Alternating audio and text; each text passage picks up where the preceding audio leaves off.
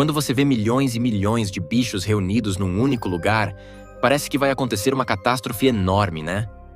Mas por que esses animais aparecem em quantidades tão absurdas? O que realmente está rolando ali? Vamos descobrir tudo nesse vídeo.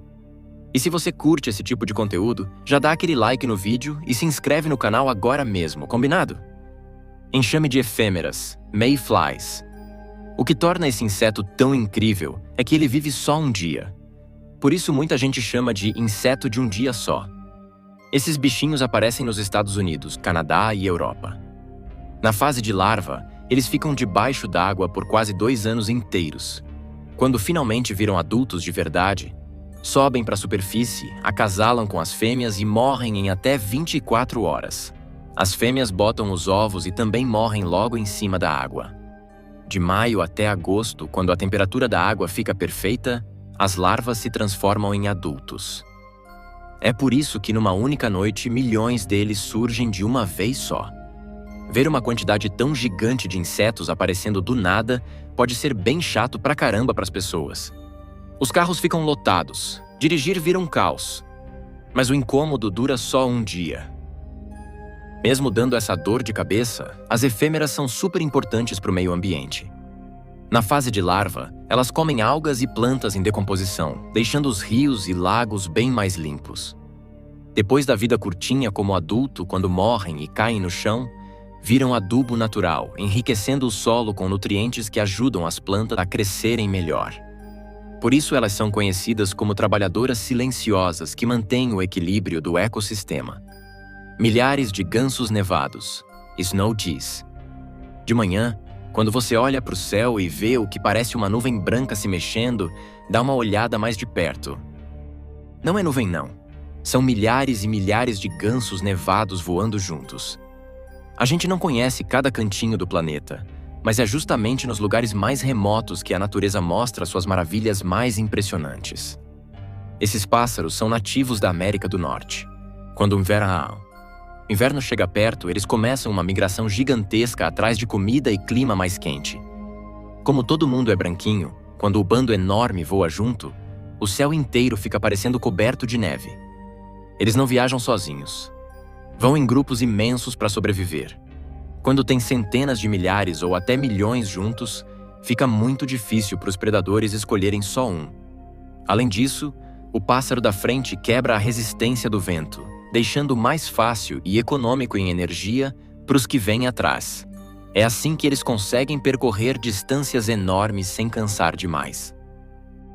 Na migração, quando o bando pousa, campos inteiros viram branco puro. Parecem campos de neve sem fim.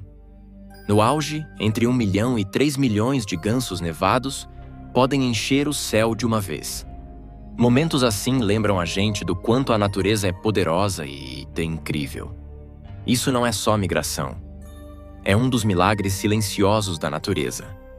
A migração dos bichos selvagens. A grande migração dos gnus. Wildebeest.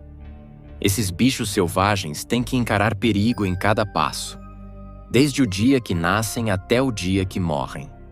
Predadores poderosos e cruéis vivem de tocaia esperando a oportunidade certa. Principalmente na migração, eles passam por um verdadeiro inferno. Mais de 1,5 milhão de gnus, junto com zebras e outros herbívoros. No total, mais de 2 milhões de animais participam dessa jornada. O caminho vai do Parque Nacional Serengeti, na Tanzânia, até o Masai Mara, no Quênia. Uma distância de uns 3.000 quilômetros. Agora você entende o tamanho dessa viagem louca. Não importa quantos anos eles vivam, os gnus fazem essa migração todo santo ano. Por que tantos milhões de animais migram juntos? Simples, eles seguem a chuva. Onde a grama fresca e a água aparecem depois da chuva, para lá eles vão. A parte mais perigosa é atravessar o rio Mara. É impossível contar quantos sobrevivem e quantos morrem, porque os crocodilos ficam esperando dentro da água. Quando milhares se jogam no rio, o caos é total. Na briga pela sobrevivência, mais de 6.000 gnus morrem todo ano.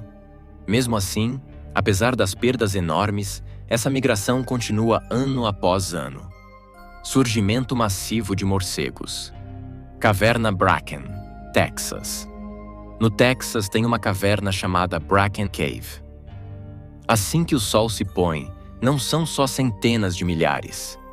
São dezenas de milhões de morcegos saindo todos de uma vez. A cena é de tirar o fôlego. Fotógrafos e amantes da natureza esperam a vida toda para ver esse momento. Olhando para tantos milhões de morcegos, a gente pensa que os moradores locais devem sofrer pra caramba. Mas a realidade é bem diferente. Eles vivem super tranquilos graças a esses morcegos. Não são morcegos vampiros que chupam sangue de gente ou de outros animais. Eles comem só insetos, nunca atacam humanos. Um único morcego consegue comer milhares de insetos numa noite só. Por causa disso, os fazendeiros da região quase não precisam usar pesticida. Toda noite, esses morcegos devoram centenas de milhares de insetos que destroem as plantações, protegendo os campos. Eles também comem milhões de mosquitos, reduzindo drasticamente a população deles. E protegendo as pessoas de doenças graves transmitidas por mosquito.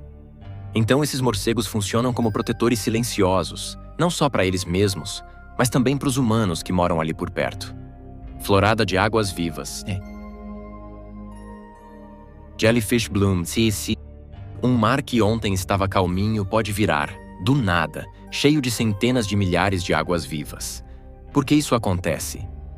Tem vários motivos, mas os principais são: no verão, quando a temperatura da água sobe, a reprodução delas explode. Em condições ideais, centenas de milhares de águas vivas se juntam numa área só.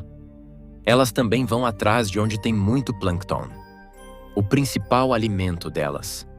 Quando os predadores naturais, como tartarugas marinhas e peixes grandes, diminuem, a população delas cresce sem controle e forma floradas gigantes.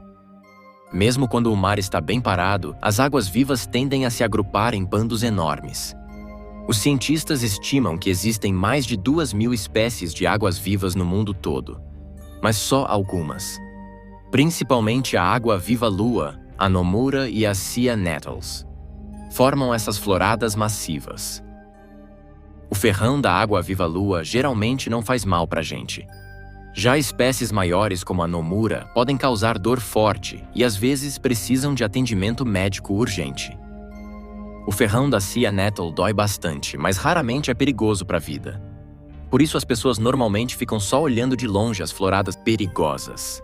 Mas como a água-viva-lua é relativamente inofensiva, alguns mergulhadores entram no meio do enxame brilhante para sentir essa beleza de perto. Corrida das Sardinhas. Sardine Run. Na costa da África do Sul, bem fundo no Oceano Índico.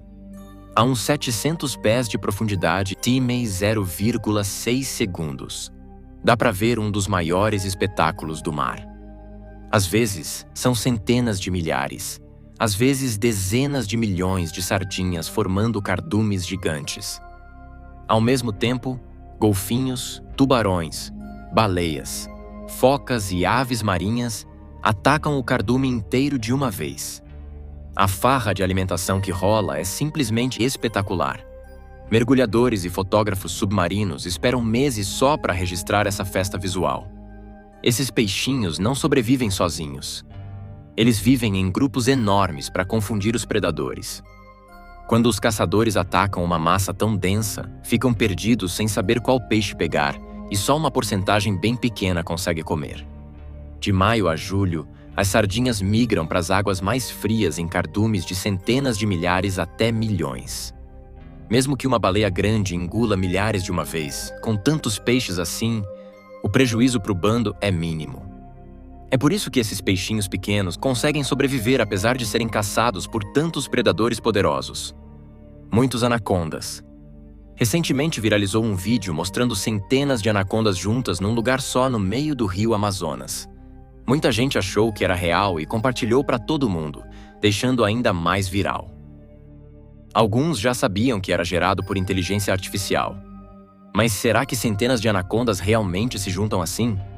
Bom, elas se juntam sim, mas não em centenas. Na época de reprodução, quando uma fêmea solta feromônios, os machos da região toda vêm correndo e se enrolam nela e uns nos outros, formando o que chamam de bola de acasalamento. Normalmente, de 20 a 30 machos anacondas participam de uma bola dessas. Aquele vídeo viral exagerou muito os números. Foi feito com IA e postado no YouTube.